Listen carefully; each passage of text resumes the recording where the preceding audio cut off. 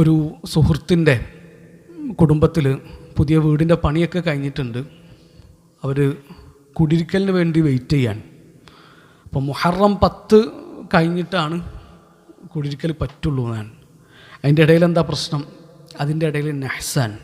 അപ്പോൾ ആ ദിവസങ്ങളിൽ കുടിരിക്കൽ പറ്റൂല, കല്യാണം പറ്റൂല, നല്ല കാര്യങ്ങളൊന്നും പാടില്ല.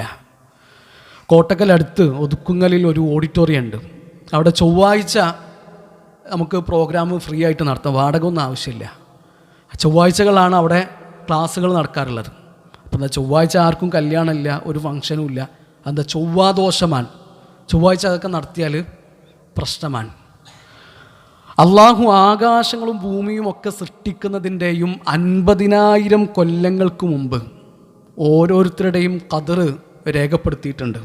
കതബല്ലാഹു മഖാദീറൽ ഖലായിഖി ഖബ്ല അൻ യഖ്ലുഖ അസ്സമാവാതി വൽ അർദ് ബി50,000 സന. അല്ലേ, 50,000 കൊല്ലങ്ങൾക്ക് മുമ്പ് അള്ളാഹു നമ്മുടെ ഓരോ കാര്യങ്ങളും എഴുതി വെച്ചിട്ടുണ്ട്. ആ ഖദർ അനുസരിച്ചിട്ടാണ് നമ്മുടെ ജീവിതത്തിൽ ഓരോ സംഗതിയും നടക്കുന്നത്. എന്ത് സംഭവിച്ചാലും അതൊക്കെ ഖൈറാണ് എന്ന് വിശ്വസിക്കുന്നവരാണ് ഈമാനുള്ള ആൾക്കാർ. അപ്പോൾ ഇന്നും സൂറത്തുൽ കഹ്ഫിൽ മൂസാ നബിയുടെയും ഖിളിർ അലൈഹിസ്സലാത്തു വസ്സലാമയുടെയും കഥ വായിച്ചിട്ടാണ് നമ്മളിവിടെ ഇരിക്കുന്നത്. ആ കഥ എന്താ നമ്മളെ പഠിപ്പിക്കുന്നത്? ജീവിതത്തിൽ എന്ത് സംഭവിച്ചാലും അതിലൊക്കെ അള്ളാഹു കണക്കാക്കുന്ന വലിയ നന്മകളുണ്ട്, ഖൈറുകളുണ്ട്. അത് നമുക്കറിയില്ല എന്നതാണ്. പല മനുഷ്യന്മാരും ദീനായിട്ട് പലതും ആചരിക്കാൻ. ദീൻ എന്ന് പറഞ്ഞാൽ മാ ഖാല അല്ലാഹു വമാ ഖാല റസൂലുള്ളാഹ്.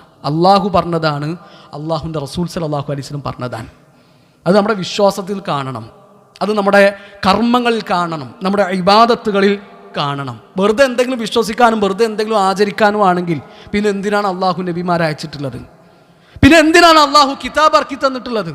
എന്തിനാണ് അള്ളാഹുവിൻ്റെ റസൂൽ സല്ലല്ലാഹു അലൈഹി വസല്ലം നമുക്ക് ഖുർആൻ ഓതി പഠിപ്പിച്ചു തന്നിട്ടുള്ളത്? അപ്പോൾ കുറേ ആൾക്കാർ ദീനിൻ്റെ ഭാഗമായിട്ട് പലതും ആചരിക്കുന്നു. ആ വിശ്വാസം ദീനാണോ?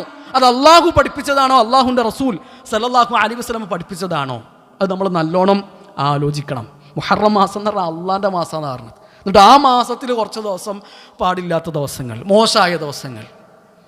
അള്ളാഹുവിൻ്റെ റസൂൽ സല്ലല്ലാഹു അലൈഹി വസല്ലം പറഞ്ഞു, അഫ്ളലു സിയാമി ബഅദ റമദാൻ ശഹ്റുല്ലാഹിൽ മുഹറം.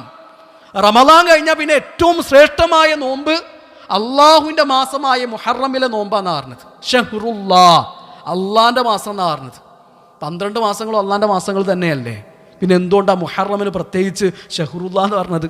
അത് മുഹറമിനുള്ള പ്രത്യേകതയാണ്. അള്ളാഹുലേക്ക് ചേർത്തി പറഞ്ഞാൽ അതിന് ശ്രേഷ്ഠതയുണ്ട്.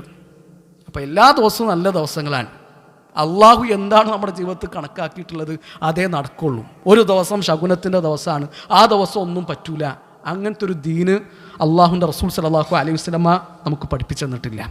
ഈ മാസത്തിലെ 9, 10 ദിവസങ്ങളിലെ നോമ്പ് നമ്മൾ പ്രത്യേകം ശ്രദ്ധിക്കുക. അള്ളാഹുവിൻ്റെ റസൂൽ സല്ലല്ലാഹു അലൈഹി വസല്ലമയോട് ആശൂറ നോമ്പിനെ പറ്റിയിട്ട് ചോദിക്കപ്പെട്ടു. അപ്പം നബി സല്ലല്ലാഹു അലൈഹി വസല്ലം പറഞ്ഞു, യുക്കഫിറു സനത്തൽ മാദിയ, കഴിഞ്ഞുപോയൊരു വർഷത്തെ ചെറിയ പാപങ്ങൾ ആ നോമ്പ് കൊണ്ട് അള്ളാഹു പുറത്തു വരുന്നതാണ്. മുഹറം 10 നോമ്പ്, മുഹറം 9ഉം 10ഉം നോമ്പെടുക്കുക എന്നുള്ളതാണ് ഏറ്റവും നല്ലത്. നബി സല്ലല്ലാഹു അലൈഹി വസല്ലം മുഹറം 9 നോമ്പിനെ പറ്റിയിട്ട് പറഞ്ഞില്ലേ, ഇൻ ബഖീതു ഇലാ ഖാബിലിൻ ലഅസൂമൻ അത്താസിഅ, അടുത്ത വർഷം ഞാൻ ജീവിച്ചിരിക്കുന്നുണ്ടെങ്കിൽ മുഹറം 10ൻ്റെ കൂടെ മുഹറം 9ഉം ഞാൻ നോമ്പെടുക്കുമെന്ന് നബി സല്ലല്ലാഹു അലൈഹി വസല്ലം പറഞ്ഞത് നമുക്ക് കാണാൻ പറ്റും. അപ്പോൾ ആ 2 ദിവസത്തെ നോമ്പ് നമ്മൾ പ്രത്യേകം ശ്രദ്ധിക്കുക. അള്ളാഹു നന്മകളിൽ മുന്നേറുവാൻ നമ്മളെല്ലാവരെയും അനുഗ്രഹിക്കട്ടെ.